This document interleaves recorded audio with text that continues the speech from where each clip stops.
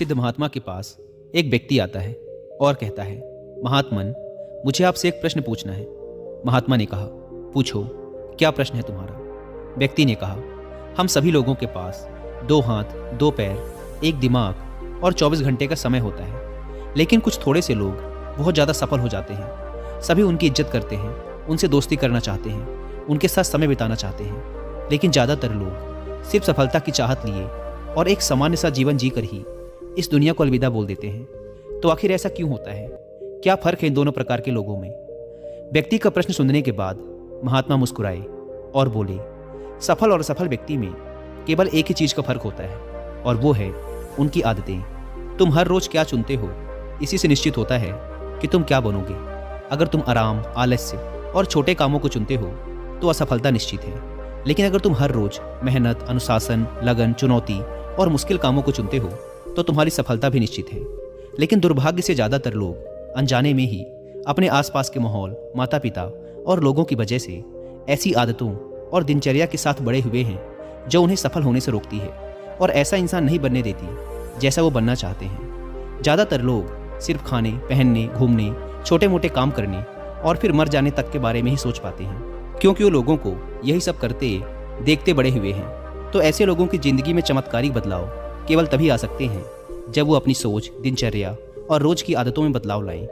व्यक्ति ने कहा, महात्मन, आपने आदतों के महत्व के बारे में बात की, तो क्या आप मुझे ऐसी 5 आदतों के बारे में बता सकते हैं जिन्हें अपनाने से मैं न केवल आर्थिक रूप से सफल बनूं, बल्कि शारीरिक और मानसिक रूप से मजबूत बनूं, समाज में मेरी इज्जत हो, लोग मेरे काम से प्रेरणा लें और आने वाली पीढ़ी के लिए मैं एक अच्छा उदाहरण पेश कर सकूं? महात्मा ने कहा, बिल्कुल, आज मैं तुम्हें जिन 5 आदतों के बारे में बताने जा रहा हूं, उनका प्रभाव तुम्हें तुरंत नहीं दिखेगा, लेकिन अगर तुम इन 5 आदतों को अपने जीवन का हिस्सा बना लेते हो तो तुम दुनिया के 99% लोगों से हमेशा आगे रहोगे और सफलता तुम्हारे कदम चूमेगी।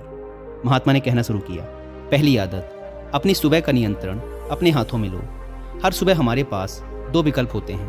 पहला, कि हम सोते हुए लगातार सपने देखते रहें, या फिर सुबह जल्दी उठकर उन सपनों को पूरा करने के लिए मेहनत करें। लेकिन दुर्भाग्य से ज़्यादातर लोग पहला विकल्प ही चुनते हैं और ख़ुद को बिस्तर के आराम से निकलने नहीं देते।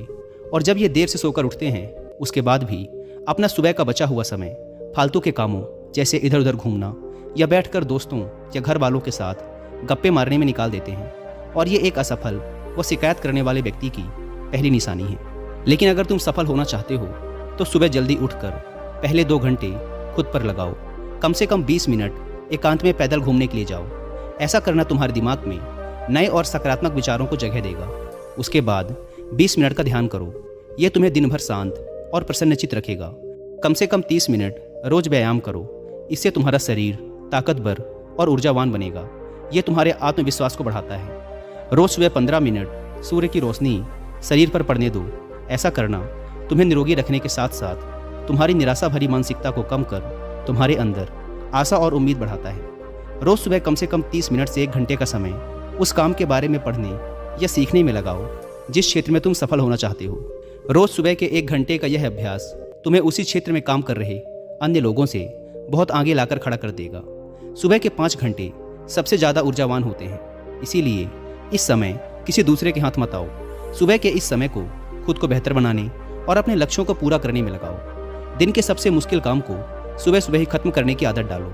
ये आदत तुम्हें चिंता मुक्त और मन को हल्का रखेगी। अपने सुबह के कुछ घंटे सफल बनाओ और ये तुम्हें सफल बना देंगे। लेकिन दोस्तों, सुबह जल्दी उठकर इन आदतों को अपनाना इतना आसान नहीं है। इसके लिए पहले हमें अपना माइंडसेट डेवलप करना पड़ेगा।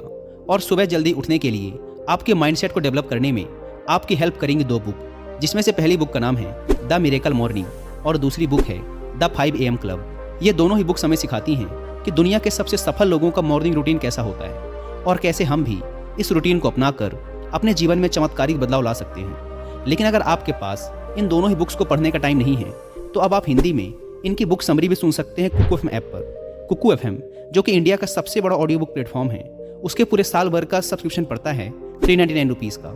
लेकिन अगर आप WI50 कूपन कोड अप्लाई करते हैं तो पहले 250 लोगों के लिए यह प्राइस घटकर हो जाएगा सिर्फ 199 रुपीज़ का, वो भी पूरे साल भर के लिए। ऐप को डाउनलोड करने की link description and first comment पर मिल जाएगी।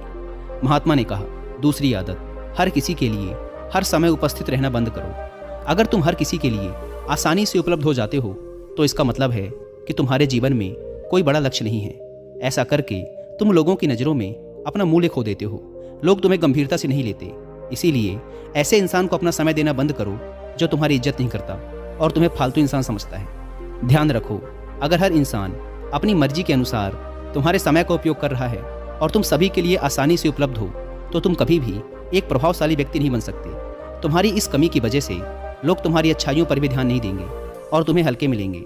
लेकिन इसकी जगह अगर तुम समझदारी के साथ अपने समय का सही उपयोग करके अपने लक्ष्य की तरफ बढ़ते रहोगे तो लोग तुम्हारी इज्जत भी करेंगे और तुमसे प्रेरणा भी लेंगे।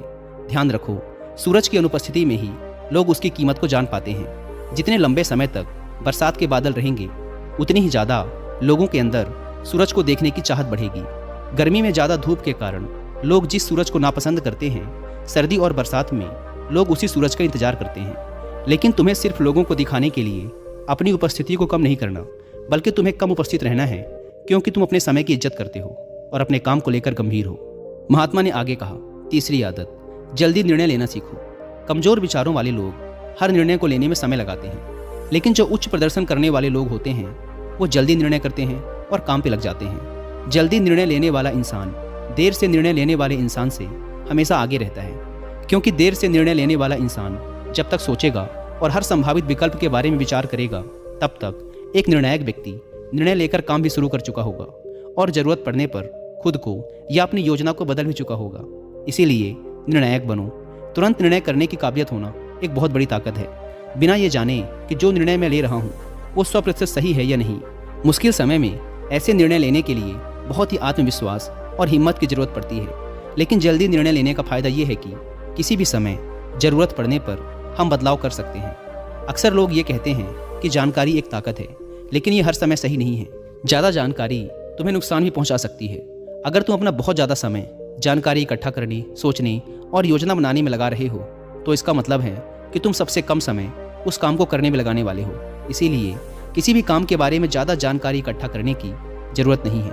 कुछ समय लेकर ठीक से सोच लो, लेकिन जब एक बार निर्णय ले लिया तो उसी के साथ चिपके रहो जब तक कि उसे बदलना बहुत ही ज़रूरी न हो जाए। जल्दी लिया गया अधूरा निर्णय भी उस सही निर्णय से ज़्यादा सही है जो समय निकलने के बाद लिया गया है।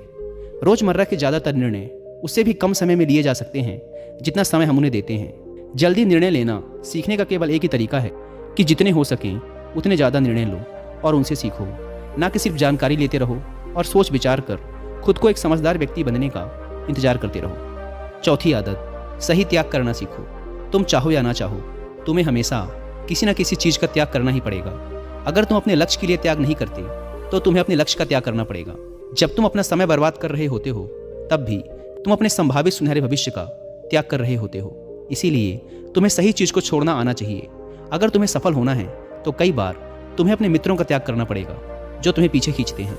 तुम्हें कुछ समय के लिए अपने आराम, पसंदीदा खाने, घर और रिश्तेदारों का भी त्याग करना पड़ सकता है। लेकिन यह त्याग हर समय आसान नहीं होता, खासकर जब तुम जवान होते हो तो तुम्हें लगता है कि मैं अपने आराम और खुशी को क्यों छोड़ूं।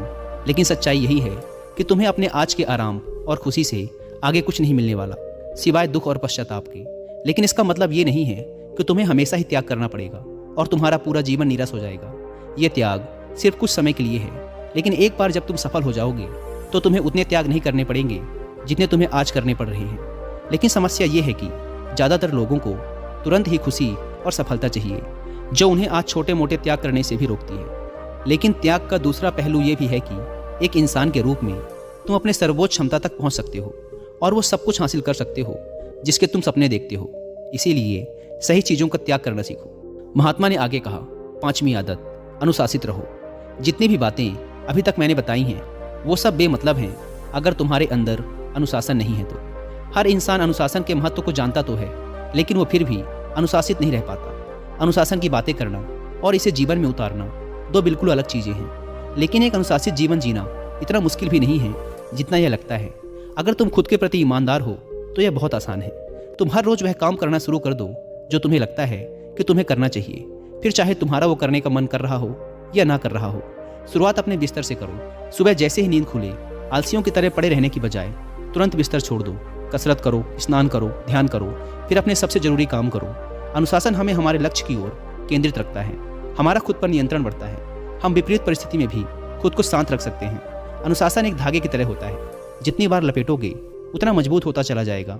अनुशासन की कमी हमारे आत्मविश्वास को भी कमज़ोर बनाती है, और कमज़ोर आत्मविश्वास के साथ कोई भी इंसान अपना सर्वश्रेष्ठ नहीं कर सकता। इसीलिए अपने अंदर की कमजोरियों के खिलाफ लड़ते हुए रोज अपने अनुशासन को मजबूत करते चले जाओ, क्योंकि अनुशासन के द्वारा ही दूसरी अन्य आदतों का अपनी सफलता के लिए उपयोग किया जा सकता है। दोस्तों, उम्मीद है कि वीडियो पसंद आई होगी।